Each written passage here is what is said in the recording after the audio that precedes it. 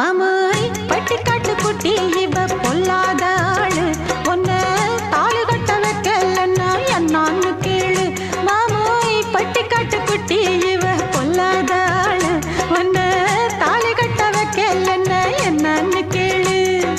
பொடச்சி நிக்கிது நரம்பு இவ குடிச்ச குடியில் உடும்பு உலக்க குத்திய உடம்பு நல்ல மரத்தில் விளைஞ்ச கரும்பு